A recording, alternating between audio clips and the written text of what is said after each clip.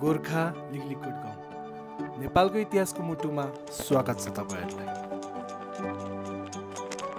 यो हो लिगलिकोट गाउँ, वीरता, एकता र गौरवको भूमि।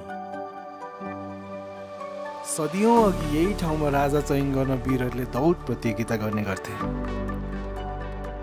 यही भूमिबाट राजा द्रव्य शाह पनि उदाए। राजा द्रव्य शाह भनेको गोर्खा राज्यका संस्थापक। त्यही क्षणले नेपाल एकीकरणको सपना पनि सुरु गरे। आज लिगलिकोट हरियो डाँडा र कुहिरोले ढाकिएको उपत्यकामाथि गर्वका साथ उभिएको छ।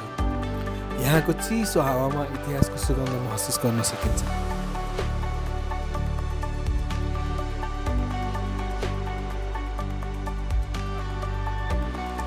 लिगलिकोटको सनराइजले सुनौलो रङमा आकाश रङ्गिन्छ। लाग्छ कि यो गोर्खाको गौरव हो। लिगलिकोट केवल एउटा गाउँ होइन, यो शक्तिको, परम्पराको र राष्ट्रिय एकताको प्रतीक हो। लिगलिकोट आउनुहोस्, जहाँ नेपालको इतिहास साँच्चै सुरु भएको थियो र आफैले पनि त्यो चिज अनुभूति गर्नुहोस्। हस्त, धन्यवाद।